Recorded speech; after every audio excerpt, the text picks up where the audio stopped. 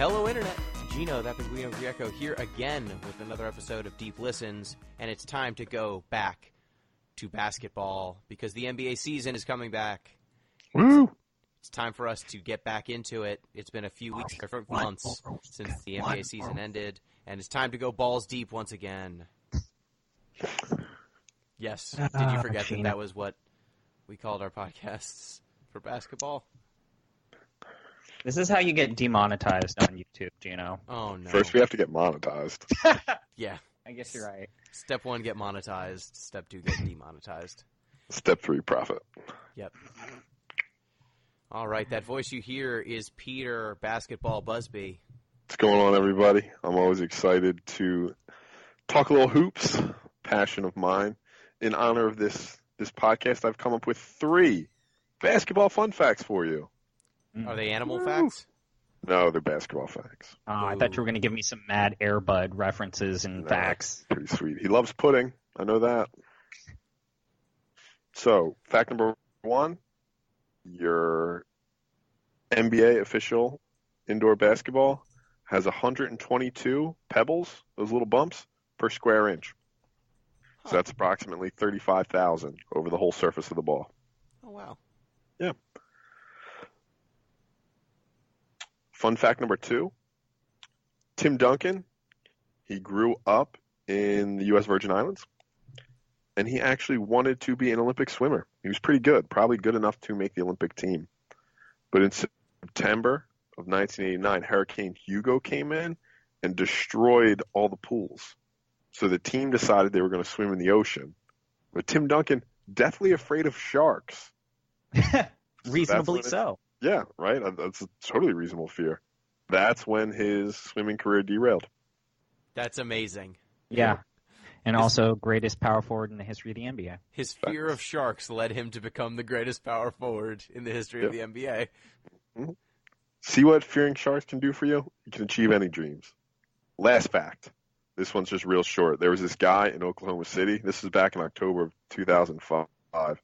He was sentenced to a 30-year prison term for shooting with an intent to kill and robbery. But instead of 30 years, he requested to be sentenced for 33. So his prison term would match Bird's jersey. What? Wow. Yep. He requested 3 additional years because he loved Larry Legend that much. I mean, he was probably going to die in prison anyway. So what was the difference? But now he's going to die in prison with pride. Yep. So that other voice you heard is Chris ZombiePie Redacted. Hey, everybody. Glad to be on another edition of the NBA podcast. Kind of surprised I was invited to be on the podcast, given how many times Gino and I have sparred online privately about basketball and basketball things. We've had our fair share of blows since the last podcast, Gino, wouldn't you say? You take this much more seriously and personally than I do, I feel. I just mostly spout facts about the NBA, and you're like, the Sacramento Kings will be fine. And I'm like, no, they're not. They're not that bad. Well, they're we'll not get that to them. bad. They're just We'll they're get to bad. them. They're bad, but So let's check the emails. We don't have any because you didn't say anything. I also, for anyone who, because oddly enough, these podcasts have done well for themselves, surprisingly so. For those that have listened to the previous podcast, I tried to convince Gino to not spout total nonsense. I asked that he use basketball reference in terms of referring to players' positions, and he has declined. I have basketball reference up. It's fine. I'll figure it out. We'll play it by ear. So, if you want to get in touch with the show, since we don't have any basketball emails, but if you want to send in basketball emails like NJ4Life, may he rest in peace. I assume he's dead. That's the only explanation for why he hasn't sent any more emails about the New Jersey Nets. Go Nets! You can do so at Deep Listens Pod on Twitter, deeplistens.libsyn.com. We've got comment sections, and at deeplistenspodcast@gmail.com. That's the most reliable way because it's email. You can also write YouTube comments on the video versions of these podcasts, and that also works sometimes if they're not terrible. if YouTube doesn't eat your comments. That Have you also had any happens trolling sometimes. on your YouTube? Not that I know of. No. But So now it's that just you've said YouTube it, eating things. now that you've said it, I'd like some trolls. I wouldn't. I'd prefer not. That's more effort than I'd like to expend. Though a little bit of podcast news, we're now on Spotify. Ooh. What? Yeah, so you can find us on Spotify if that is easier for you. Get that hot stream. Get that stream going. While you're listening to Lil Uzi Vert, listen to something good. Little Uzi Vert has one of the best pieces of merch that I've seen. It's him with like angel wings and then a halo made of barbed wire, and it just looks like a JRPG boss. I don't think I could tell you a single Lil Uzi Vert song, but I love the name. You definitely could, but that's fine. You don't want to bleed from your ears while listening to music, so I would say it's not so fine. Oh, he's a Philly boy. You know this, Push Me to the Edge, All My Friends Are Dead? Nope. No? Nope. He's Consider very yourself sad. blessed. very Hashtag sad. blessed. So, without further ado, it's time to discuss this young, upcoming NBA season, and what better way than to go over some of the end-of-year awards, make some predictions, try to figure out what we think is going to happen in this upcoming year. So I thought a nice place to start, why don't we start at the bottom, work our way up to the top. So I want to start with a category that I think it'll be easy, so I'm kind of springing this on you. Worst team. Who do you think is going to have the worst record when it's all said and done? We start from the bottom, we work our way to the top. So it's going to be worst team, we're going to do playoff teams, then we're going to go over some of the individual awards, finalizing with the MVP, our prediction for who the MVP will be this year. So Okay. who do we think is going to be the worst team in the NBA? Atlanta. Yeah. Yeah. Yeah. Okay, you both say the Atlanta Hawks. So Yeah. I think the saddest team, I want to make a differentiation. I think the saddest team is going to be the Detroit Pistons. But I think the worst team will be the Atlanta Hawks. Yeah. I mean, did you watch Trae Young during the preseason? He basically got bodied. I mean, every single time I've watched Trae Young, I feel like he's getting shorter and shorter every single time. And it's like, it doesn't hurt that he's below 6 feet and he can't shoot for threes, which is, basically how Steph Curry got around his height. I mean, But- that was supposed to be Trae Young's thing, is that he actually is good at shooting threes. I mean, he pulled up for that 35-foot Jimbo to beat the Spurs. Yeah, but the Spurs are hurt. That's true. He And also they don't- shouldn't be taking 35-foot game-winning Jimbos that much. I guess you didn't see his college career, which was all 35-foot pull-up Jimbos. And they have the grimmest roster I've seen in the NBA for quite some time, but to their defense, I still don't hate what they're doing in terms of their team, but they're doing something very smart, which is, one, they're tanking. And then, two, they're strategically pacing out their draft picks, which is why they went out of their way to go with Trae Young instead of Luka, because they don't want their draft picks to basically – they don't want to get too good too quick. I was just thinking that they were going to take on more bad contracts, but it looks like they're just going young, and if any of these players pan out, then great. If not, they have a crap ton of first and second round draft picks in the future. Yeah. So I think Atlanta Hawks might be the worst team in terms of actually playing.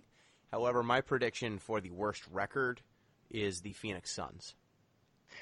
And my rationale is I think that by virtue of being in the East and getting to play the Chicago West. Bulls Oh, wait, yeah, you're right. He's talking about the Hawks. and Okay. the Brooklyn Nets. Yeah, the Hawks, by virtue of being in the East, the Hawks will be able to have a slap fight with some of the other bad teams in the East, which I think will potentially inflate their record by a win or two. And that's kind of what separates the worst of the worst. I think just being the worst team in the West will result in more losses than being the worst team in the East. Ryan Anderson is the Suns' starting power forward. But they Yes. deliberately went out of their way to get that contract for future draft picks. So they made a tactical decision where it's like, oh, hey, Houston, you've got one of the worst contracts in the league. We'll take that, but give us your future. I know, but the thing is, they get Ryan Anderson's present as Yeah, part of that. I don't dispute the rationale for it. That was the right move for them. Yes. But it's going to make them bad. Yeah, so they've got Trevor Ariza has joined their team. He is good. Yes. He's a decent second bench player. Well, he's a decent starter. He's still a decent starter, but no, they have T.J. Warren as their starting small forward.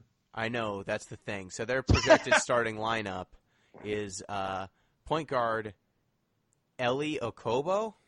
Mm-hmm. Who we're all familiar with. Is that a rookie? No. Who are you? Yeah, I think so. Yes, he was in the second round. So the 31st draft pick of this year is on their starting roster. Yeah, doesn't even have a photo on ESPN.com. No, he was the 31st pick in the second round of the NBA playoffs, and he is currently their projected starting point guard. He's the future. So Eli Okobo, no offense, out of France, but I don't think you're going to be very good in the West, where all of the great point guards seem to live. Devin Booker's their shooting guard. I like him, but he can't play defense at all. You've got T.J. Warren, who I love his game because it feels like a rec gym sort of guy, but he made it all the way to the NBA. It's just weird pull-up jump shots and floaters and nonsense all inside of the arc, but that's not optimal. I just prefer you've got Trevor Ariza second, and you've got Mikal Bridges third, which I get Mikal Bridges is not great, but T.J. Warren is the starter. I'm fine with that. I think that Warren is Ariza is probably the best of them, but you want your young guy to get run. But you've got then your starting center is DeAndre Ayton, the number one draft pick in this latest draft, but I think he's going to be bad on defense his rookie year. So you've got a bunch of defensive sieves and some ball-dominant players who don't pass very well, all thrown together. I just don't see this team doing very well at all. And being bad in the West is just devastating. And they want to play at a fast pace, and when you're a bad team, playing at a fast pace is actually bad because you are projecting your shittiness for more possessions. So you have more opportunities to get beaten. So I just don't think they're going to do very well. They'll probably get another high draft pick. And then a shout-out always to the Sacramento Kings, who are always a threat to be the worst team in the league. Mm-hmm. Thank you very much. But also we have to recognize the Suns, breaking news, fired their GM, 9 days before the start of, what the fuck are you doing? Yeah, I mean, my ideal firing time for a GM is after they've made their draft picks and before the league starts, where we can find out if their draft pick was any good. Sarver is just a fucking anomaly in this league. Some of the people who, I think you mentioned it, Gino, most of the people who are owners of NBA teams are, self-made rather than born into money and are intelligent people. But Sarver has consistently been one of the dumbest owners I have seen outside of a certain LA Clippers owner who shall not be named. And the New York Knicks owner, who also shall not be named. Do you really think they're the worst team in the West, though? Because yes, you're right. The Sacramento Kings might actually be worse, but they have started to at least go young. But I really don't like the Memphis Grizzlies this year.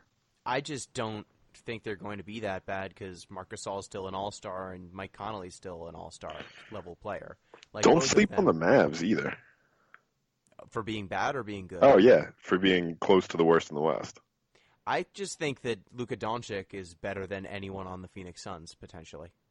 Maybe. Yeah, but I think that the weird thing about the Dallas Mavericks is that, Mark Cuban has been very vocal about how he wants to tank another year.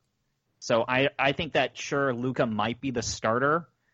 Harrison Barnes might be the starter. DeAndre Jordan might be the starter, but there might be times when he says, hey, play the third rounders because we need to lose this game. Yeah, but they just don't have the volume of bad players that the Phoenix Suns do. Dennis Smith Jr. is a real player. J.J. Barea, Dirk Nowitzki, DeAndre Jordan, Wesley Matthews, Harrison Barnes. Like, some of these guys are past their prime or not in their prime yet, but all of them we know can play in the NBA and are decent. There are multiple question marks on the Phoenix Suns. Either they are players who were never good, or players who are kind of on the downswing of their careers, or players with just, like, gigantic glaring flaws.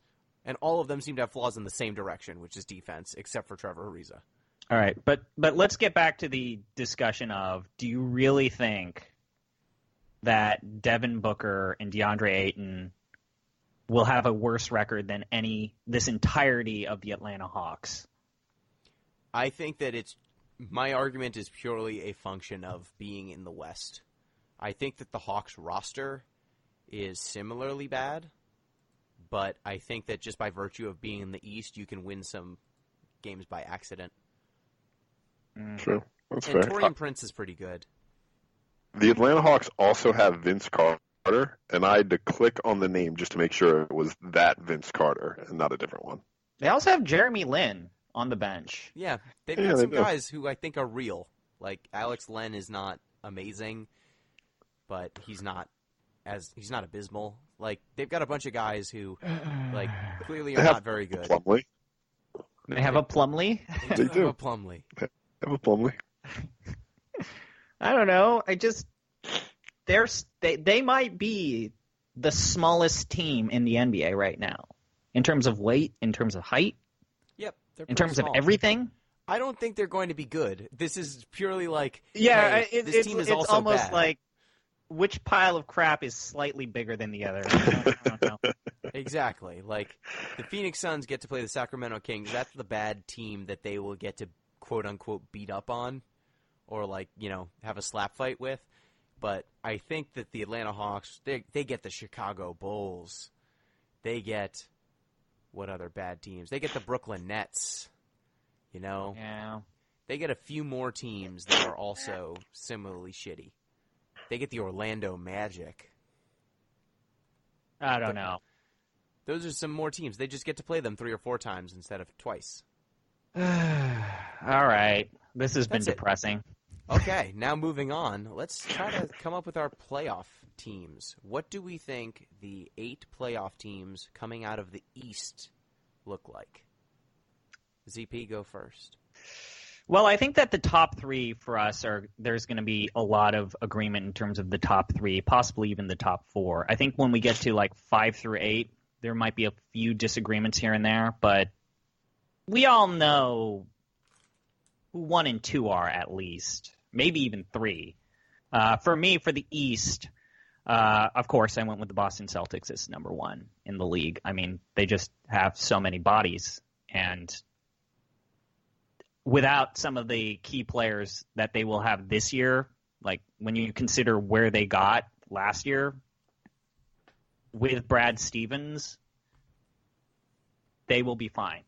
Number 2, I went with the Raptors, Toronto Raptors. I mean, they have Kawhi, who I got into a verbal argument with my father about this, but Kawhi's probably – no, I'm going to say it.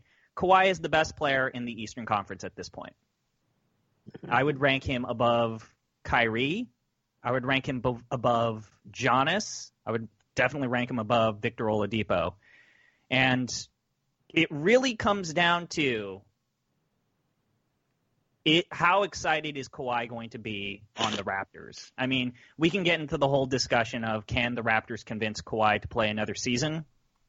Maybe if they can do this whole kind of like Kevin Durant contract of 1+1 with the player option. But I think that if the Raptors right now with Kawhi are definitely a solid number 2, their problem is the surrounding cast when you compare it to the Boston Celtics.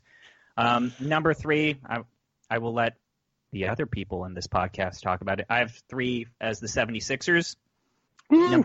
Number 4, I have the Pacers.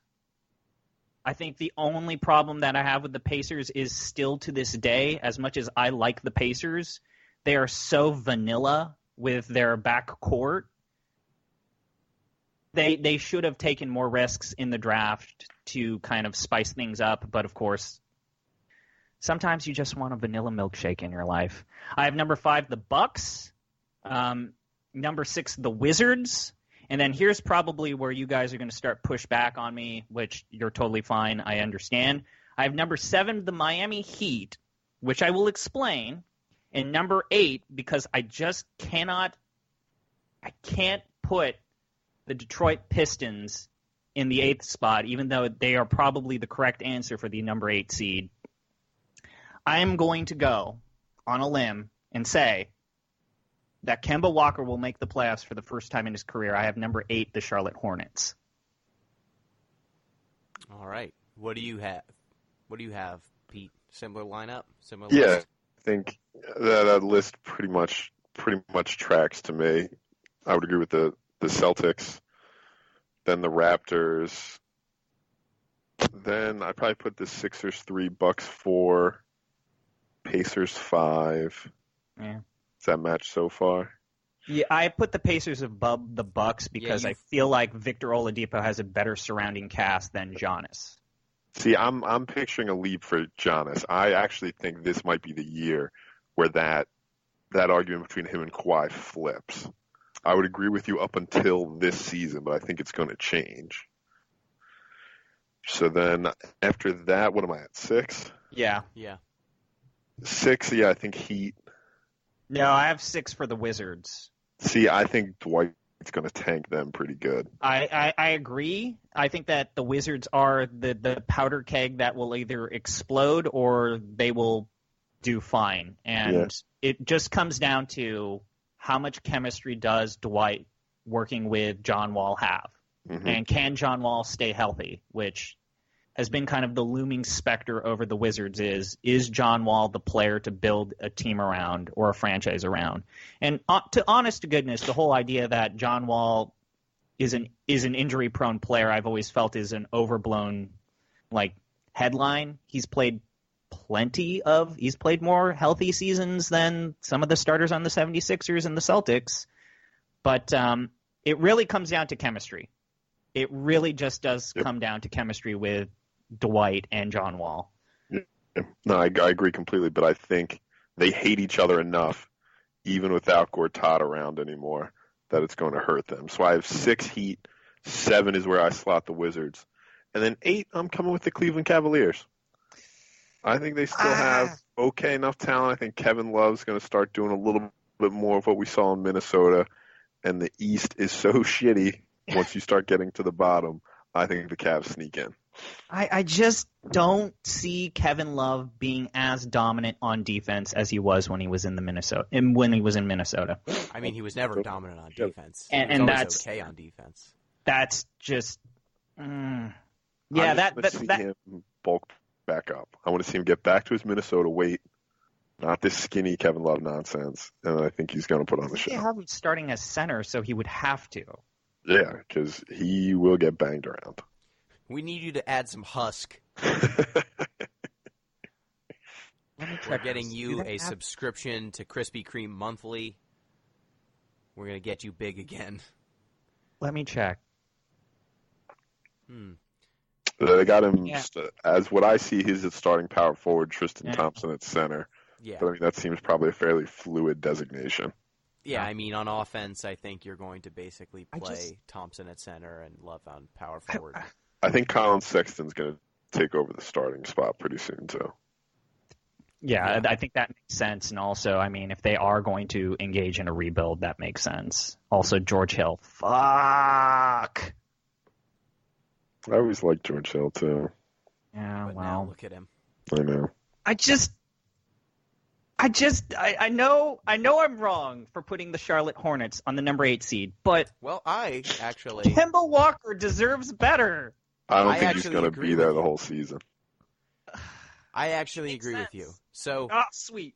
My list, I actually have the Raptors number 1 and then the Celtics because I think that we're sleeping on the fact that the Raptors are actually quite good, at all of their positions. Very deep. They have a similar level of depth as the Celtics, but they have Kawhi Leonard, who I think is better than all of the players on the Celtics. If he's still, if he's healthy. If When he's did they healthy pick and up plays. Greg Monroe? They picked him up towards the end of free agency in the summer. They picked him up for basically nothing. Yeah, which is weird. I don't think I even noticed the signing. I think he's still good at basketball. I've seen him. He's He can obviously do a stuff. flawed player. Yeah. But he went from $15 million a year to, signing veteran minimum contracts, and it just makes no sense to me. But whatever. Yeah, he's got 1 year vet minimum. I don't know how that happened. Yeah. Well, I know how that happened. It's because he can't protect the rim. I just need Valanciunas to start blocking better, or rebounding the ball better for his position and his size. Sure, but he doesn't need to start. I think not start. He's going to probably start. He doesn't need to finish. I think you probably want Serge Ibaka at center when you're really trying to get the wins. Go downsize a little bit, get everyone off the court who can't move their feet, and then just beat people with Kawhi isoing and moving the ball. But I think that the Raptors just have similar level of depth to the Celtics, and I think Kawhi Leonard is just better than anyone on the Celtics. Then number 2, I have the Celtics. Okay. Number 3, I have the 76ers. 4, I have the Bucks. 5, I have the Pacers.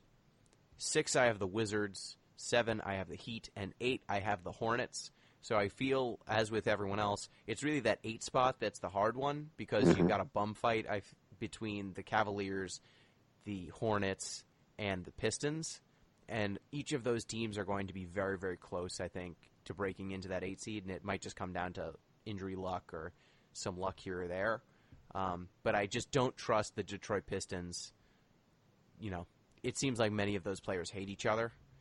And Reggie Jackson is just so unreliable. Yeah.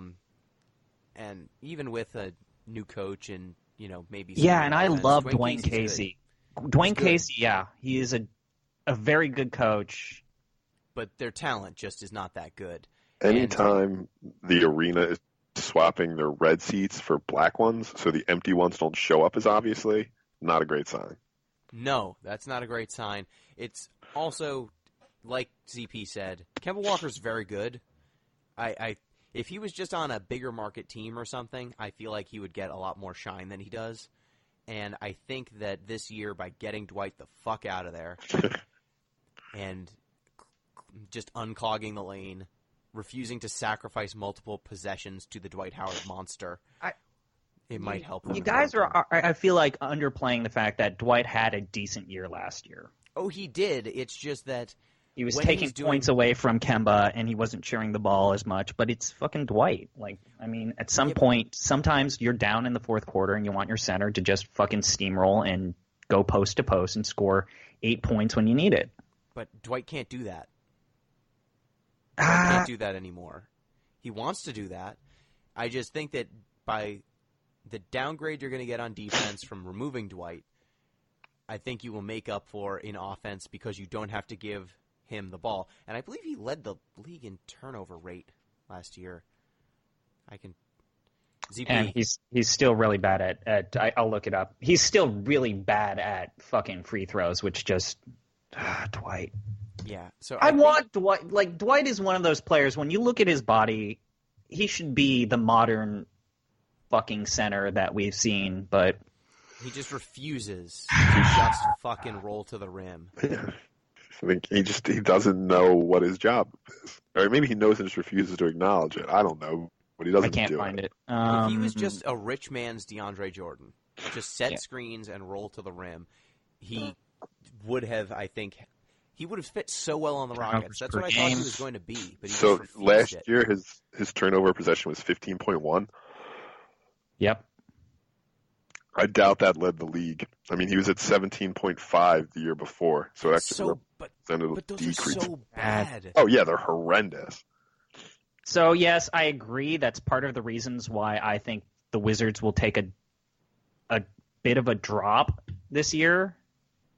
But at the same time, if there is a player that can kind of make up for it, it is John Wall. Are we forgetting that Tony Parker is now on the Charlotte Hornets? No, we're not forgetting that. We're disregarding it. How to win. Them As youngins. Are we forgetting the presence of Frank the Tank Kaminsky? Look, man, I agree with you. I like the Charlotte Hornets as a sleeper. And, of course, I think that what we're going to see is that the 8th, possibly the 7th seed in the East will have a losing record and still make the playoffs. Yep. So I don't know who's going to really win it, but my heart wants the Hornets to be the ones. I want to see their teal and purple I'd be happy with it. on TV again. I want Kemba Walker to not – Kemba Walker deserves to go to the playoffs at least once before he leaves. I think want he him to will. put some dudes on skates. I just don't think it's going to be with Charlotte. Well, this has like Kevin Garnett in Minnesota, like top to bottom. Kemba Walker in Charlotte. I just feel so bad. Except not as much of a tragedy because Kemba, as good as he is not like in the running for best players at his position ever. Let's bounce over to the West. ZP, who do you have as your 8 playoff teams for the West? In order. All right. I think I'm going to get a little pushback, but I'm ready. Number 1 is the Warriors. Number 2 is... How dare you? The Rockets are number 2. I actually think that we could see a similar situation this year that we saw last year where the Warriors just start sleeping strategically and the Rockets just have Mike D'Antoni running ISOs for 40-plus minutes. To where the Rockets you could make a reasonable argument that they could possibly take the number 1 seed, especially when CP3 comes back. Now, number 3, I have OKC, which a lot of people say is overvaluing OKC because a lot of people seem to think that they are going to drop a little bit, which we can probably debate later. Now, number 4, I have the Lakers, which admittedly is low for a team with LeBron. But again, we'll talk more about that later. 5, I have the Jazz. 6, I have the Pelicans. 7, I have the Nuggets. And then coming in 8, and this is going to be my hot take, I have the Portland Trail Blazers. Because my big prediction, my hot take of this year, it's been the Loch Ness Monster of the NBA. Popovich will not make the playoffs. I feel like they've completely shaken up their roster, and 2 of the people who are going to be a part of this new era of the Spurs are out hurt for possibly the entire season. Well, one of them definitely. One of them got the absolute worst injury that you can take as an NBA player. But that said, that is my rankings. I decided to have a little fun here because, boy, I have a feeling the rest of y'all went with the more traditional ranking of the West. Okay. Pete, who do you have?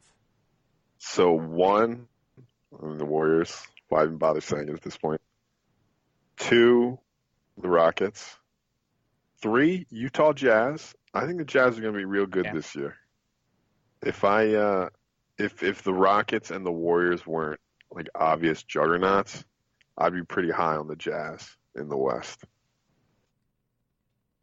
Number 4, I have the Oklahoma. Now, you know what? 4, I'm going to go with the Pelicans.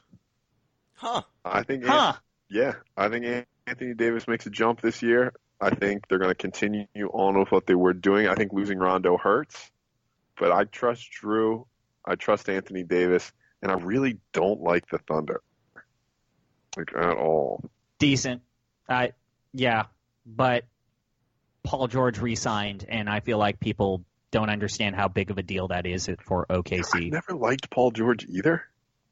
Yeah, but every year Steven Adams has made progression in terms of being a center. I like him a lot. That's true. I like him. I like Paul George. I like Russell Westbrook. I don't like everything that happens after them. And I don't like what Russell Westbrook's presence does to the other 2. He's going to be out for a little while now. Yeah. But Roberson's gone for the year, is it? How long's he out? Oh, wow. Am I exaggerating? He was out last year.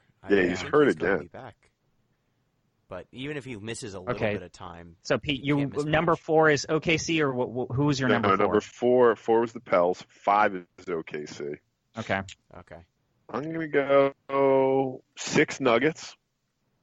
Yeah, I don't think they're going to play any defense, but I think they're going to be strong enough, especially with Millsap back and healthy, that it won't really matter that they're not guarding too many people. 7 Trailblazers, and 8, I'm going to go with the Spurs. I think they are going to sneak in. You don't have the Lakers on the fucking playoffs? Oh, shit, I forgot about the Lakers, didn't I? Yeah. I forgot they were good now. Okay, Yeah. bounce everybody down a slot, put the Lakers above the OKC Thunder. Yeah. Okay. I was going to say, it's like Yeah, no, LeBron's not making the that's playoffs? huge. That was a huge oversight on my part. I forgot for that.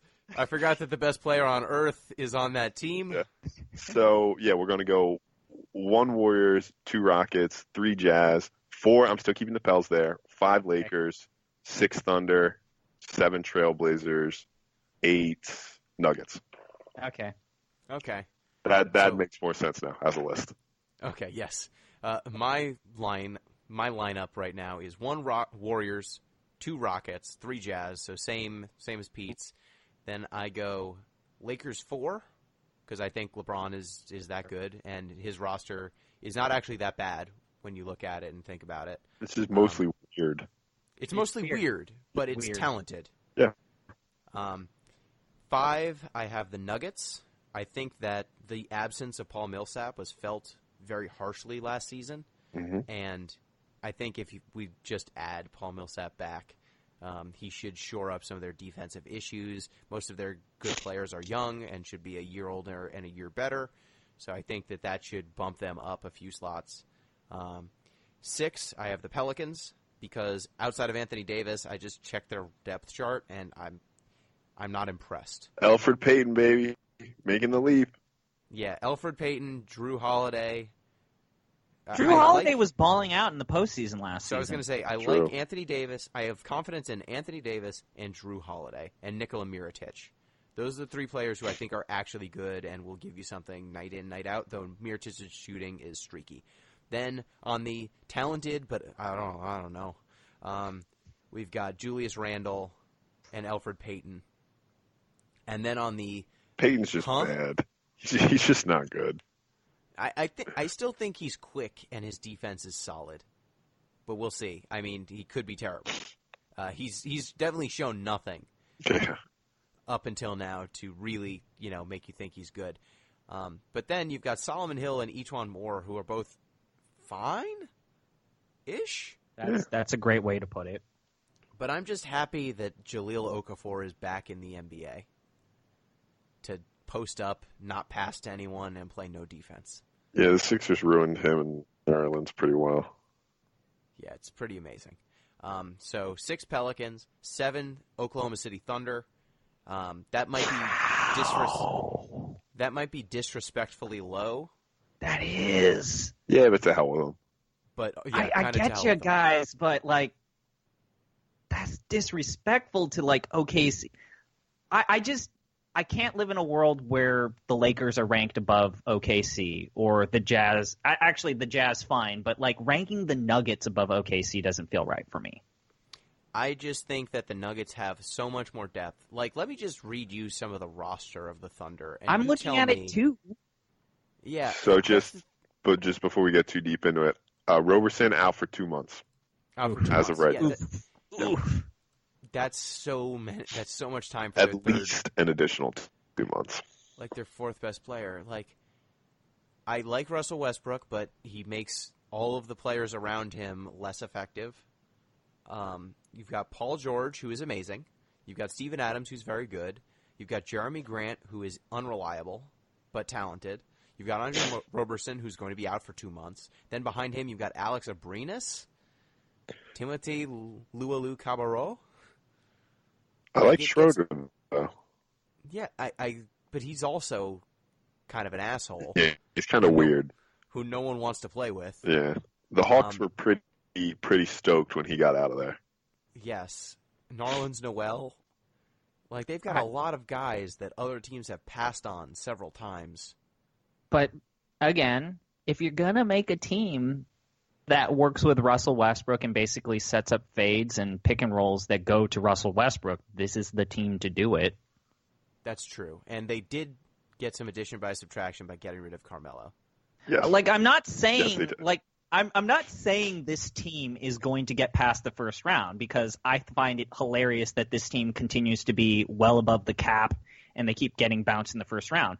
I'm just saying that they have created a good surrounding cast with legitimate players, many of whom are top tens for their position. Two of whom were top tens for their positions? Three. Maybe Adams. Yeah, towards maybe the bottom of the top 10. Three. Yeah. I mean, they have set up a very effective team. They're definitely going to make the playoffs. Russell Westbrook. Yeah. I mean, the Western Conference is yet again a bloodbath, though. Yes, that's the thing. Like, I think that the Nuggets, the reason why I put the Nuggets and the Pelicans higher is I think Anthony Davis is otherworldly and can make up for the lack of talent around him in a way that is frankly remarkable. And for some reason, when he was put with Nikola Mirotic, it unlocked hyper mode, and all of a sudden they were just dominating teams. And I really like that configuration of, 4 out and Anthony Davis. And I think that the Nuggets with Millsap just have so much depth and talent that I like it a lot. And While we're on Jokic is really good. While we're on the subject of the Nuggets, too, just very quickly, how much do you think they're going to get out of Michael Porter Jr.? He's already day-to-day. I don't think they play him. Okay. Yeah, he was their draft pick, right? Yeah. Yeah. Well, but again, what was it? He was a second rounder because of his whole situation with his health, or was he still in the first round? Still in the first. I think he was mid-first. I think it was a smart pickup for them because, they can wait on him, too. I like the pick when they make. It really comes down to how healthy he is. Yeah. And then at number 8, I had the Spurs because until Greg Popovich fails to make the playoffs, I'm not betting on him failing to make the playoffs. I think it's the Loch Ness Monster. I'm probably wrong, but I think if there's ever been a year, like you said, the West is a bloodbath. There are teams that have traditionally not been great that are good now, and I feel like while I like DeMar DeRozan, what they got out of that trade is significantly worse. Yep. And they could have gotten more out of Kawhi in terms of trading him had they not dicked around for 2 or 3 months. Losing Murray hurts, too. Losing Murray hurts a lot. Patty Mills is still good. Derek White is hurt also. Yeah, they have 2 star players that are hurt. And DeMar, LaMarcus Aldridge are both still quite good. They're going to be weird, but... Yeah, they're definitely going to be weird.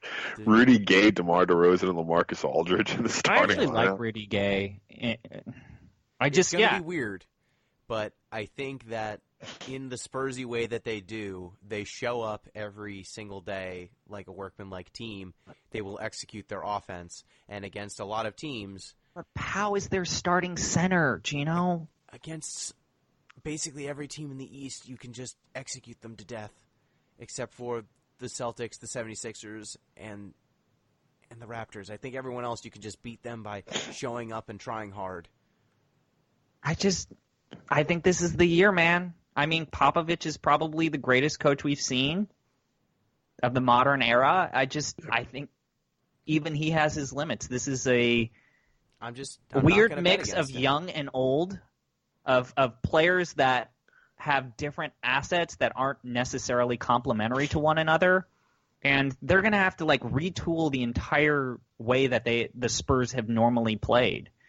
Now, I will admit, if there's a player who I am rooting for to prove that he is worth it and you shouldn't pass on him, it's DeMar DeRozan, because now, as brutal as that trade was, as brutal as it was smart. I will say the Spurs made the playoffs last year without Kawhi Leonard and without DeMar DeRozan. So they just had this gigantic gap in their roster that now has an all-star in it. Now, DeJounte Murray being missing is going to hurt them, definitely.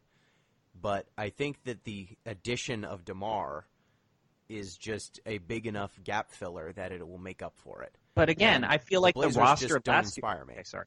I feel like Also- the roster last year was significantly better on defense. They were reliably one of the few teams that could hold the opposition to under 100 points.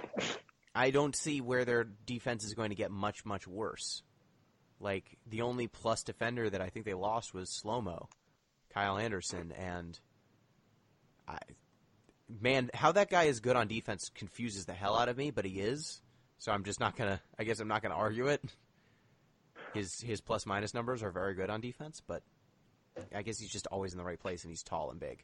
So odds. What do we think after this year? Pop goes one more. Oh, So yeah. He's slated to be the Olympic coach in 2020. So my bet is he coaches through there and then calls it quits. I hope not. Yeah. I want Pop to coach till he dies. I don't know. So do I. But I think he's about ready to hang it up. I mean, yeah, you have to remember his wife passed away. Yeah, like I very know. recently. Do either of you know who was the backup coach for the Olympic team while he was mourning? Again, I don't want to make light of that, but do either of you know who the backup coach is for the Olympic team? No, Is it I have Jeff no Van idea. Gundy? It's or- Jeff Van Gundy. It's fucking Jeff Van He Gundy. came back. Jeff Van Gundy is the backup coach for the Olympic team. And they won the FIBA Cup, man. It's just going to be like centers. It's just going to be the burliest He team is in the actually Olympics. scheduled, should Popovich have something come up, he is scheduled to be the 2020 Summer Olympic coach. Good for Jeff. If I had to pick a Van Gundy, I'd probably pick Jeff. Yeah, right? Yeah, at this point. I don't know if I know, Pete. I talked to Gino about it, but it was a funny thing to be watching ESPN and their coverage of this whole Jimmy Butler fiasco, to have to watch, and I am not kidding you, Jeff Van Gundy or Steve Stan. Van Gundy break Stan. down how to handle controversial moments and bad Yep. situations in the locker room. Yep. That's Stan Van's expertise. So I have some of the things he says. It doesn't matter what Jimmy Butler says or does. You got to do your job. Players need to realize these things happen in the NBA. You got to be a pro. You got to get between the lines and make it work. So, like, leak to the press, Dwight asked you to get fired? Is that making it work? And then you guys had a joint press conference. 'Cause his Sign a wife bunch of just players in wandered Detroit. over. Now your franchise is in cap space hell? Is that making it work? What you need to do is build a fucking wall between your practice and the media. That is a great quote. Oh, my God. Make it work. Make it work. Yeah. Well, Stan Van now has a lot of time to spend on ESPN after his stint with the Pistons. I wanted him to do well. Oh, well. So, let's move over to our individual awards. Who do we think will be the Rookie of the Year? Let me Am look I up the going first? odds. Okay. All right. So, I went with DeAndre Ayton. Really? Solid pick. Yeah. I went with DeAndre Ayton because, simply put, I don't feel enough plays are going to run through and run to Luka on the Dallas Mavericks. And he will have more opportunities to pass and rebound the ball than Luka. And, you know, I hate to say it, but the statistical viewpoint that you got to have the stats has permeated every part of these award categories. It's permeated every part other than the Defensive Player of the Year. You've got to have Michael the stats. Carter Williams. You've got to have the Award. stats. Stop.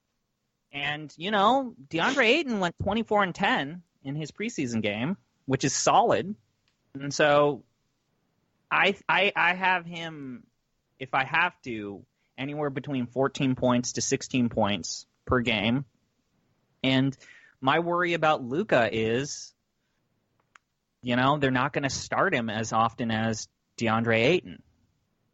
I think that's a legitimate worry. I think that, you know, when DeAndre Ayton was playing against De'Aaron Fox, even though it broke my heart, he was consistently able to break him when given the ball, and he had his back to him. He even blocked a shot after switching. So he's got signs of lateral quickness. And I don't know.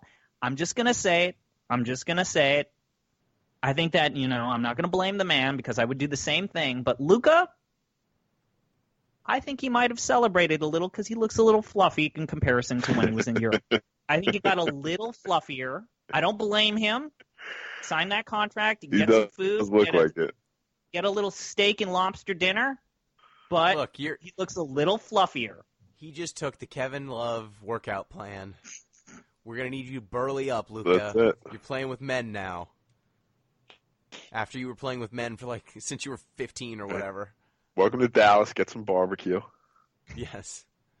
We're going to make you feel at home. No, I just feel like the key is that which rookie will have the opportunity to get the stats that all of the fucking press members are looking for. And I feel like DeAndre Ayton is going to get the ball more. He's going to rebound the ball more, and he's going to pass the ball more than Luka. Pete, who do you have? So if I were just picking, right, like who I think is going to win, I would pick Luka Doncic. I think he's the most likely candidate to win. I think he's NBA ready. He's been playing professional basketball, basically his whole life, right? Or at least his whole life that matters. But, right, if I were going to bet on one of them, I would take, so just here's some odds just from the sports book. Mo Bamba, he's at plus 2,400, and just above him is Jaren Jackson Jr. at plus 1,200.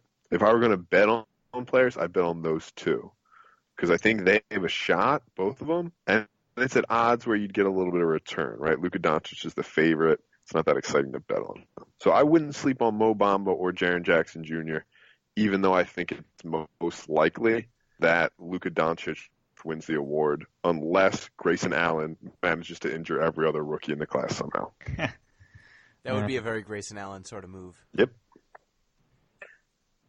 Oops, I heard everyone, and I guess I'm the winner. It's like, by default. The best rookie kind of winner does like it when a rookie is playing on a traditionally bad team.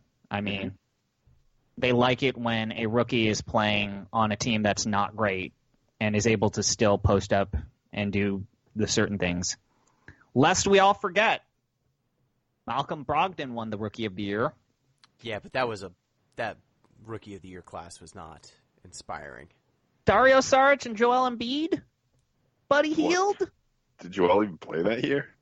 I think he played. That is wrong. That is not the year that Malcolm Brogdon won. Brogdon was a rookie 2 years ago. He won it in 2016, 2017. Oh, right, but that was when, Joel Embiid played 20 games. Yeah. Yeah.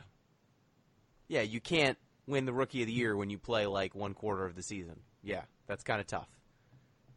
So my winner is also Luka Doncic. I think that actually none of us argue. None of us agree with you.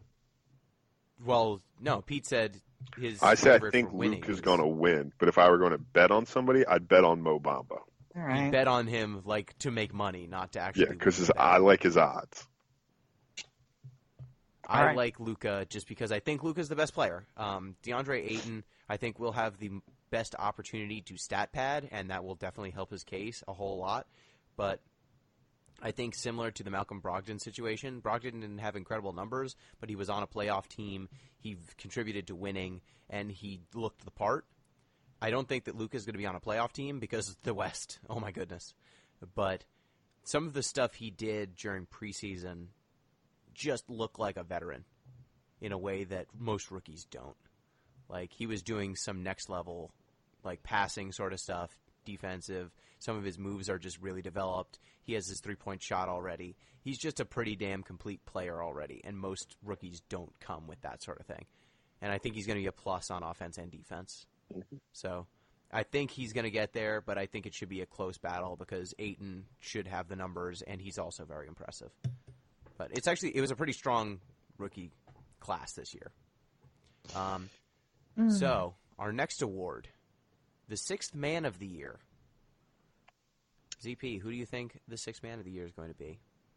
So again, I tried to approach this with a philosophy. I tried to look up okay, so this has to be someone who's on a team that will give them the opportunity to play, that they're in a winning situation to where they can still score and they still have an opportunity to, show us off some of their positive stuff. The sixth man needs to be a good passer, a good defender, and they also need to be able to at least score double points.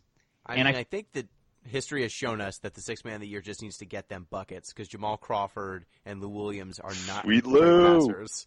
They are not great defenders, but man, do they get buckets. Sweet Lou. So I decided to go with Terry Rozier. Good pick. Good pick. Because, again, and part of the reason why I'm going to go with Terry Rozier, even though he's a solid pick, but he's also slightly problematic in a few regards. He's already scoring more than 10 points. He already has a solid base to work with in terms of his skill set. And more importantly, I just feel like the Boston Celtics are going to play their bench players more often than other teams. They're going to have times where they want to rest their starters and have their sixth man, even from 6 to 8. I forget, are they playing a 9-man rotation or a 10-man rotation? I mean, as deep as they can. Functionally, they'll probably play a 10-man rotation.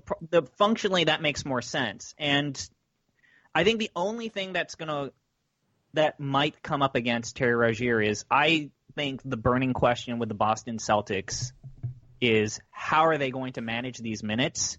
And I feel like the reason why I feel a little bit more confident about that question is they're going to be more equitable. Brad Stevens is going to realize, I don't want to have Gordon Hayward break his leg again. Okay, Gordon, you scored me my points. Now go ahead and take a break.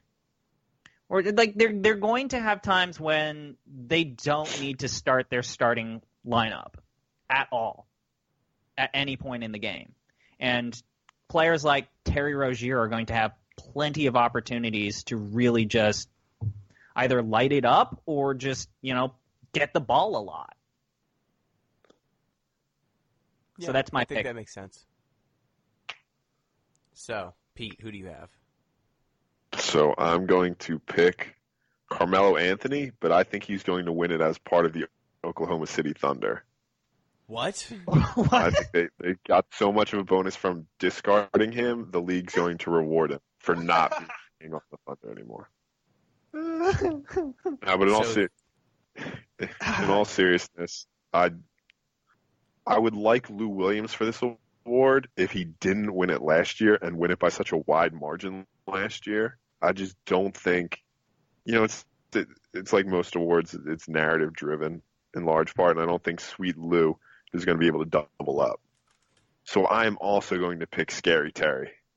I think he's going to be putting up buckets this year. I think he's going to be making moves. And I think if Kyrie, his health becomes a bit of a question mark, Terry could see enough burn to get those numbers up as high as they need to get. Makes sense. So for me, I've got J.J. Redick on the 76ers. So my thinking is he was bumped out of the starting lineup for Markelle Fultz right now because they are looking towards the future. They know that they will need Fultz come playoff time. And J.J. Redick is kind of their super sub. He is a starting quality shooting guard. He shoots like crazy. His numbers are, routinely quite good. His 3-point percentage is quite high. And I think he's going to do quite a lot for the 76ers in terms of rounding out their offense, getting them buckets when they need it by running around screens and giving them some consistency. And while I don't think it will necessarily be flashy, I think it will be the sort of super sub kind of deal that you get, You think they're going He's to basically a sixth starter. You think they're going to start Markelle? Yes. I get the rationale to all right, we're going to need this guy. He is the future. But man, that's going to be a tough starting lineup with him and Simmons sharing the guard spots if Fultz's shots doesn't come around. Yeah, I believe they have already declared that they are starting Markelle Fultz. Okay. I have my doubts about how well that's going to work, but I get the rationale for it. Now, this is admittedly a kind of shaky bet because if anything goes wrong with Markelle Fultz, they will probably reinsert J.J. Redick into the starting lineup, in which case he will almost certainly not win Sixth Man of the Year. But I think that he is the person who will help the 76ers kind of reach their ultimate apex. Yeah, because he is the consistent three-point shooter. He is a steady player. He's a steady hand. And he just is so complementary to their starters. Now, actually, just being complimentary is just so the antithesis of what Sixth Man of the Year tends to be. It tends to just be a guy who comes in and then the offense just centers around them. Sweet Lou. Yeah, 10 minutes of them just going ISO. But I think J.J. Redick, in kind of an Andre Iguodala sort of way, they just come in, they replace a kind of weak link on the starting lineup, and then all of a sudden it kicks the team into turbo mode. I think the lineups with Redick in either Covington or Fultz's spot will just be the best 76ers lineups. And he just will give them such a next level in terms of what he provides in spacing. Okay, so next up, I believe we have Defensive Player of the Year. Who do we think the Defensive Player of the Year will be? I think it's going to be, because I don't think he's going to win MVP, so I ended up going with Anthony Davis. I think that he's a solid candidate for MVP, but I feel like Anthony Davis still has another year or so before he gets it, and so he might get the pity vote in terms of getting Defensive Player of the Year. And also, when you look and think about Anthony Davis as a player, he really is a center. He really is. Yeah, he should have really been a center is. the whole time. He really is a center. I know they want to convince me that Anthony Davis is better as a power forward. I know that the New Orleans Pelicans did that whole thing where they basically had Boogie, and they were playing two centers in the positions to where last year technically Anthony Davis was a power forward. But he really is a center, and he really is one of the most gifted centers in the league. I mean, the man was he led the league in terms of blocks per game 3 times in the league. I feel like the only thing that I would want to see is to move up in terms of, I feel like now that he's going to be moved into the center position with, I think, Julius Randle in the power forward position, he has more of an opportunity to grow in terms of improving his rebound game. I think, the problem with him in the power forward is he's the best player outside of Boogie Cousin to rebound the ball, defensive and offensive. It's just he wasn't in the position to do that. And I feel like now that he's been moved back to the center position, he's going to rebound the ball more. He's going to have more opportunities to block the ball more. I think the only thing where I feel a slightly uneasy by is, and this is also the reason why I didn't go with Kawhi, is the team needs both of them to score points rather than play defense. And they have other assets to make up for possible opportunities while the star player is playing offense to make up for the defense. So I really wanted to say Kawhi for Defensive Player of the Year because I feel like Kawhi is in the Eastern Conference and he's just going to be bodying people left and right. But I feel like Kawhi on Toronto, he's just, other than when he's going up against Boston, actually, especially when he's going up in Boston, the team will need him to score points rather than play defense and play fast, which he can do. And they're going to rely on other assets to drop defensive rely on other assets that could drop his defensive stats. So I'm going to go with Anthony Davis because he's been moved to the center position with Julius Randle as the power forward position. He's going to have more opportunities to play defense, and he's going to be relied upon on defense more than he was the previous year. Sure. Pete? So I'm going to go with the man who, in my opinion, has the best nicknames in the NBA today. I'm referring to, of course, the Stifle Tower, the French Rejection, Rudy Gobert. So he won the award last year, and I know I just said for six man I don't like to double up, but he won it last year playing only 56 games. So I think this year Rudy's going to stay healthy. I think he's going to get, probably closer to 70 games played, and he's just going to tear things up. I think Rudy's just going to show how valuable he was in those 56 games and just spread it across the whole season. And at that point, you can't really deny him the award, right? If you're going to give it to him after only playing, 2/3 of the season. I'd also like to point out Rudy Gobert, only 25. I would have thought he was like 28 or 29. So, I'm picking the French Rejection. All right. I was going to pick Anthony Davis, but that's less fun. So No, you can go ahead and instead. pick Anthony. Okay, well, if will there's instead- anything I forgot to say, say it. Yeah, you. No. I you think can be that wrong, you were Gino. like he's a center. He's these sorts of awards traditionally go to big men. He blocks shots like crazy. He's legitimately able to guard on switches onto little guys. He's incredible on defense. But the person I want to go with my heart. I want Giannis.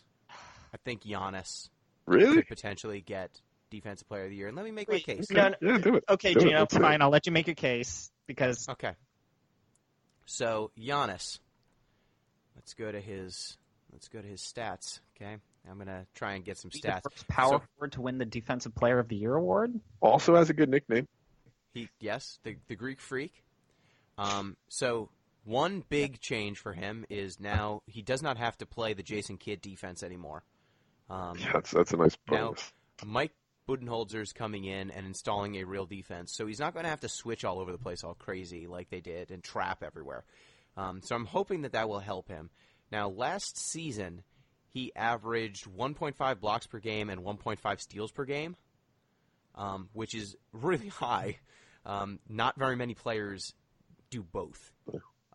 In the postseason, it was pretty similar, almost 1 block per game, 1.4 steals per game.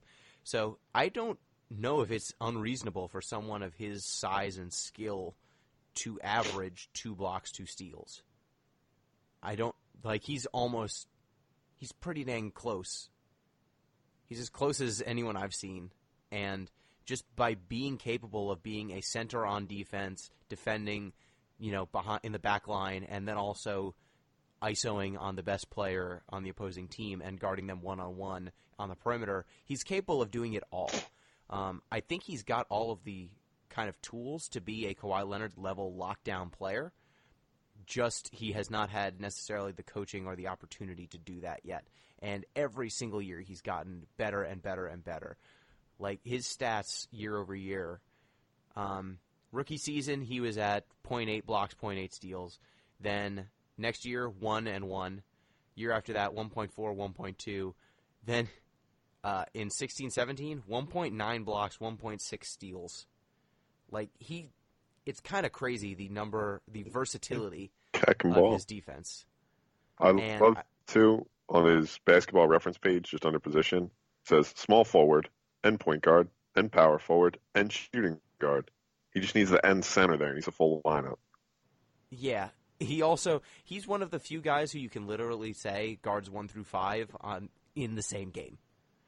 Like there are times when they bump him down to point guard on offense, and then because the opposing best player is a point guard, he will guard them, and then will end up on a center at some point on the back line. So I think his versatility, his skill, he just gets better year after year, and some of the numbers he puts up are insane, and I haven't seen them done by a player before. So I think that's my rationale. It would be pretty hard because, like I said, this usually goes to a big man, and like you just said, he plays all of the positions. Yeah. I want to also apologize for misspeaking and saying he would be the first power forward. I was totally wrong. There have been plenty of power forwards that have won the award. Like Draymond is technically a power forward, and Kawhi is technically a power forward. Is he really? You know who put up similar steal and block numbers? Nerlens Noel, his first 2 years in the league. 1.8, 1.8 both years. Yeah, and just kind of to defeat my own point, Anthony Davis had 2.6 blocks, 1.5 steals. I wasn't going to say anything about it.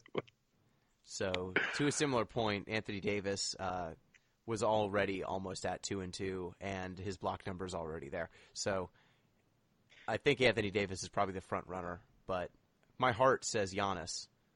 Maybe he takes his game to the next level. and he's Giannis just locking deserves to people win down. something this year. I mean, Yep. So let's move on to most improved player, our third to last category.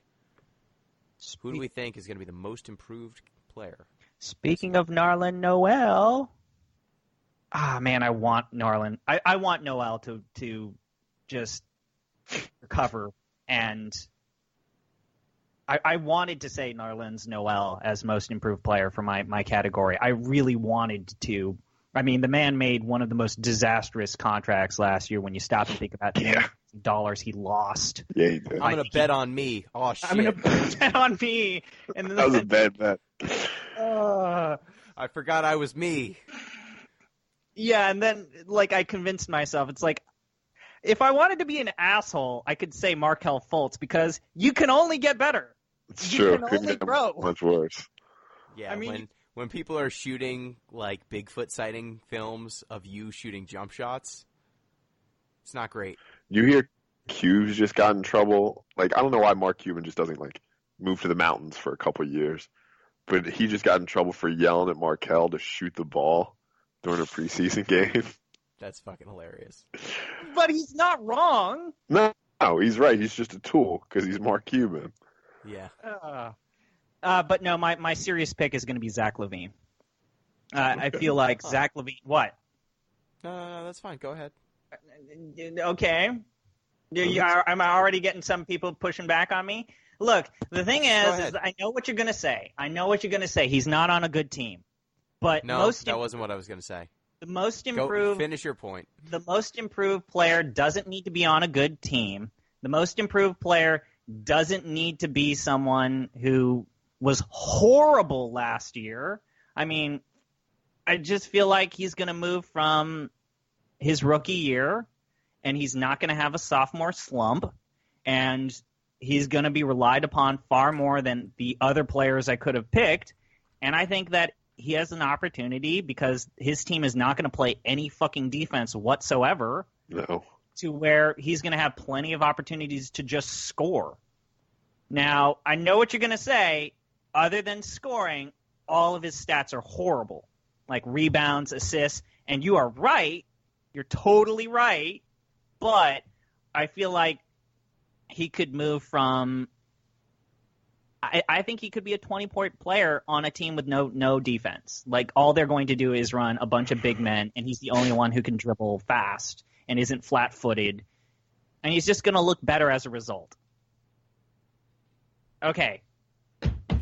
Come on. My argument was going to be I don't think he's very good. I also don't think he's very good, but you also, I don't think, obviously I don't know the history, but I don't think you see this award most of the time going to players coming back from injury. You know what I mean? Usually it's a player who was mediocre. But then again, he could also just get a lot better from where he was before. Exactly, and that's my point. Point. Most improved, like, if there is a player, I mean, like I said, I could have been an asshole. I wasn't. I could have said Nerlens Noel or Markelle Fultz, which I think they're at least going to be in the nomination process. But I think we've been spoiled on, like, people who have completely revolutionized, you know, their quality of play for the most improved player award. Like, yes, Victor Oladipo totally justified being the most improved player last year. Giannis totally did it the year prior to that. But let's not forget that C.J. McCulloch won the award. Goran Dragic won the award. Ryan Anderson won the award.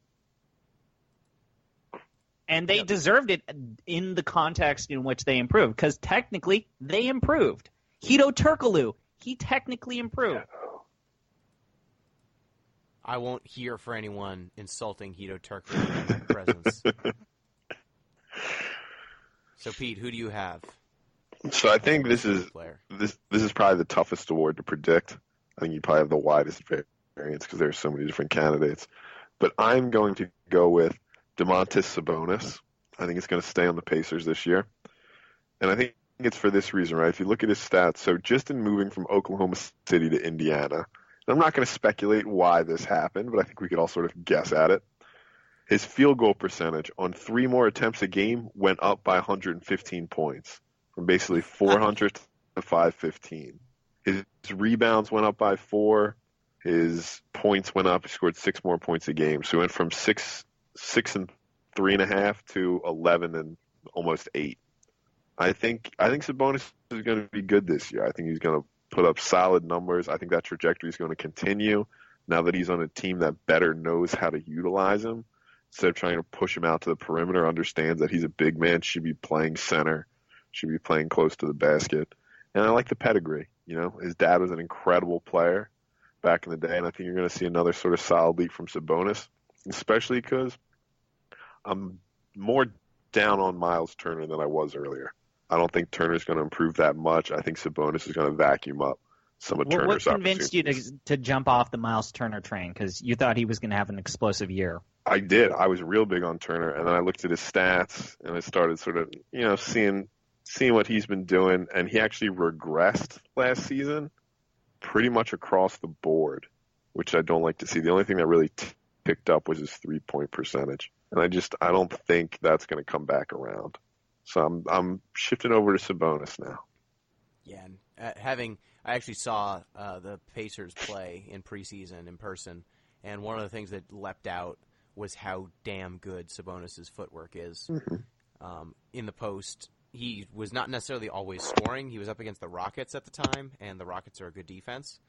But he was just so damn precise. Every single move was perfectly executed. He would get fouled or get whacked or something. He sometimes had some trouble finishing, but there were oftentimes multiple moves being executed one after another. He would stop short if he saw a rotation come at the last second. It was high level stuff that I'm not used to. As someone who's watched Dwight Howard post up a lot, I'm used to that. We're hating on Howard for going started that. I'm not used to someone fluidly moving, adding moves and stopping short if their move is not working. I'm used to slow, mechanical, methodical, just passionless post moves that if anyone moves even a little bit, just completely discombobulate. So I like that pick. I guess for me, I'm just going to go shot in the dark here. I think perhaps Andre Drummond. Curious. So I think Andre Drummond Old is Drummond. I think he's 24 or 25. He's really young. Yeah, he's 25. 20. Yeah, 25. 25. He's in the league 6 years, and he's 25. So he's starting to come into his prime now. And I think Dwayne Casey is a quite good coach. Mm-hmm. I think that the Pistons are not necessarily going to be very good, but I think Andre Drummond has been he's a physical monster still. Yeah, led the league in boards last year. Yeah. And I think playing with Blake Griffin for a whole season should help him because that. Will it? Yes, in the same way that it helped DeAndre Jordan. Having a power forward who is an excellent passer. Yes, it did. Yes, it did. Yes. Blake Griffin and DeAndre Jordan were synergistic in a weird way, despite the fact that neither of them could shoot. Except now Blake Griffin can shoot. So are you saying that Drummond's going to have the perpetual Sisyphean torment of losing in the first round for 3 years in a row or something like that? No, because Chris Paul's gone. So I think that he's just still one of the most physically freakish players in the league. And he's DeAndre Ayton before DeAndre Ayton. Sure. Yeah. Well, except Ayton can shoot. Well, yeah. Drummond still can't shoot. I just mean physical tools. Yes.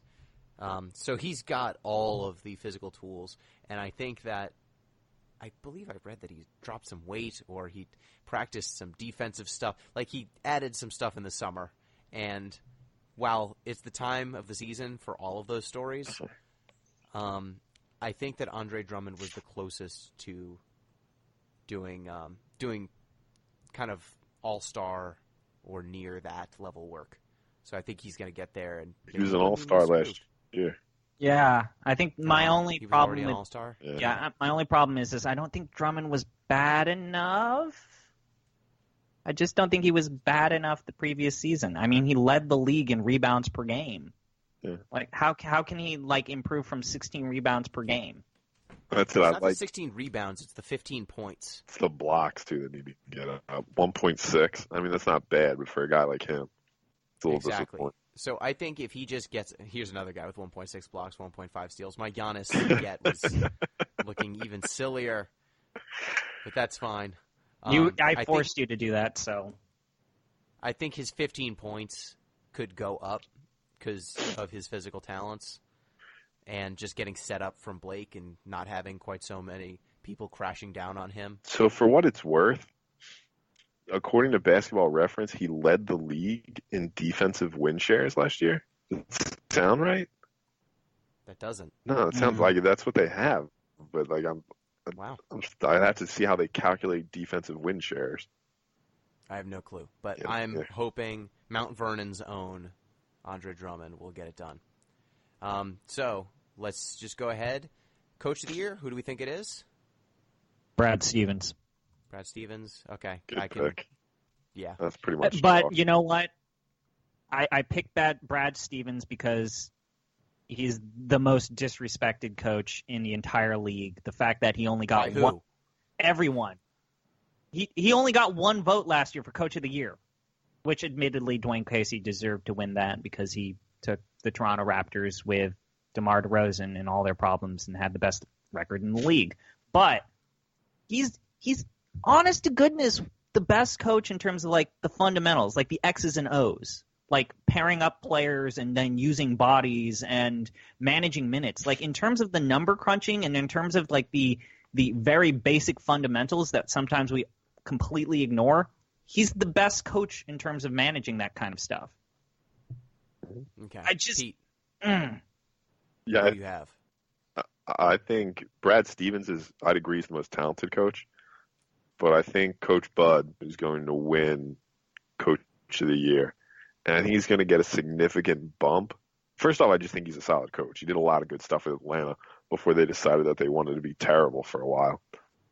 But I think he's going to get a fairly significant bump from following Jason Kidd, who it turns out was a terrible coach. And I'm going to go with Pop because he's the greatest coach ever.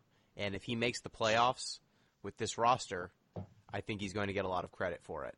And I think that this roster is quite talented also.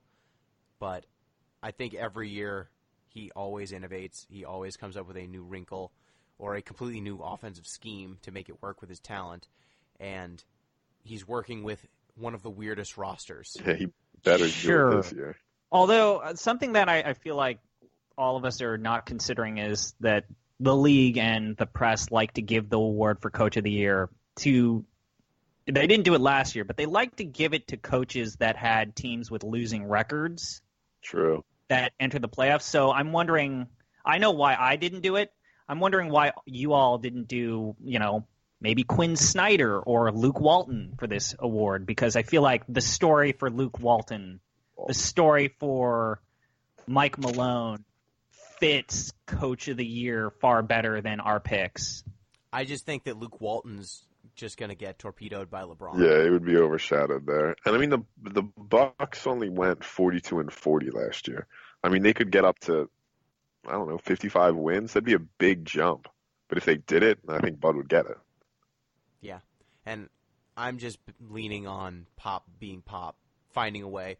I don't know if he would necessarily get it just because there won't be a gigantic leap, but I think that the idea that you lose Kawhi Leonard, you get this weird-ass roster, the West is a murderer's row, and I could see them overperforming, and then it being Pop did it again. Yeah. How do we keep counting out the Spurs? Oh, wait, it's because Pop's the greatest coach ever. He's one of the best coaches, I admit. One of the absolute best coaches. Well, he is the best coach in the league right now, indisputably. I just... Are you allowed to consider like the work on the Olympic team for this award? Because I feel like that could also be... Because if they did, I mean, I don't know how you're going to manage this fucking Olympic team for 2020. I feel like the Olympic team... Or the national team, I should say. Yeah, at this point, Team USA, you could just draw up Harlem Globetrotters plays, and they would probably work on most of the competition. That must be the weirdest job, is like your job isn't whether you are going to create a winning roster. It's like I have to give everyone minutes to where they don't complain to me about not getting enough minutes. I want Bubblegum Tate to be the head coach of Team USA. Bubblegum Tate. I really liked it when they had Mike Krzyzewski in that position. I thought that was perfect. Yeah, he can give overlong speeches and Coach Cake and Rotten Hell. Fair point. Good counterpoint. So the last two. Who do we think will be the MVP this year? I want it to be Giannis. I want it to be Anthony Davis. I'll even take Kawhi. But the story of LeBron James is just it's too much. It's too perfect for the MVP. Like going to another team, being in this minefield of talent, and then still being able to be LeBron. And if we're perfectly honest, if the MVP award was interpreted literally, like who is the best player in the league, LeBron technically would have been winning it for the past, 8 years? But they don't like breaking the record. They don't like breaking the thing there. They don't want to insult the past. But if we're being perfectly honest, if we interpret the MVP category literally, technically it is LeBron. It is LeBron. LeBron is the best player in the league. There's no debating it. And I feel like this time the league will make an exception in terms of being given the award too many times. I think the story of him going to L.A., I think the appeal of L.A., I think the pomp and circumstance. And I know you guys are slightly more positive about this surrounding cast than I am in terms of the Lakers, but don't you insult Lance Stevenson. I don't know, man.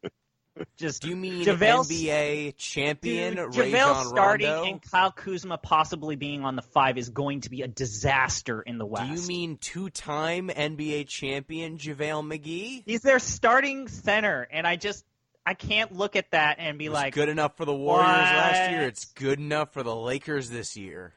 I just feel like LeBron, the story for LeBron is just, it's too strong. And if we're being perfectly honest, he is the correct answer. I think they're going to give it to Giannis because it's his time, but I'm just going to be the asshole and say it's LeBron. Okay, Pete. So I'm going with Anthony Davis, which might have been fairly clear from my leap predicted for the Pelicans. It's also the reason I didn't pick him for Defensive Player of the Year because I think he's going to get the MVP this year. I think he's going to spend his time at center. I think the sort of run we saw him put up in the playoffs with DeMarcus Cousins gone and Mirotic stretching things out for him, I think that was real. I think it's going to continue. I think he's going to put up some bonkers numbers this year. And he's played, I think, at least 70 games the past 2 seasons. So I think he's going to be on the floor enough. I think this is the year he finally gets it. I think he's going to put on a show. They just do not like to give the award to the center position for MVP. For the league since Shaq has consistently said, no, the center can only win the Defensive Player of the Year award. Yep. No, I think that's totally a fair parsing of history, especially, everybody loves the sort of positionless 3-pointers, narrative, and it's true to a certain extent. But I think the numbers Davis is going to put up are going to be so good that they just won't be able to ignore him. Makes sense. And I will then take Giannis. So, I know that winning Defensive Player and MVP would be quite hard. That probably wouldn't happen, but I want him to win one of them. And then I'm right on one of them. Yeah, I mean, I picked Bud as Coach of the Year. I think they're going to do a lot of damage this year. Yeah, I think he's the guy who, in the NBA, if you want to look at someone and say that is the perfect NBA body, it's Giannis. Crazy arms, crazy athleticism. He's been adding skills year after year. 2 eyebrows. 2 eyebrows. Yeah. That's important. Mm-hmm. Just looking back on history, every MVP has had 2 eyebrows. Fact. So I think that he'll probably get there. I should also mention, in terms of the story for LeBron, I think part of the reason why they might want to give it to him is they want him to tie Michael Jordan in terms of the number of MVP awards. And his 2nd eyebrow. I know it. I don't know why the league doesn't want any player to tie LeBron or the older talent, but let's be honest. How many league MVP awards should LeBron James technically have? I mean 10. 10. But, like, 10. Jordan Same should thing have with more Jordan. too. Yeah. Jordan give it should to have Jordan. more. Malone or LeBron whatever. should have more. Like, Kareem should have more. you mean to tell me that Derrick Rose in 2010 was a better player than LeBron No, James? that was a joke when it happened.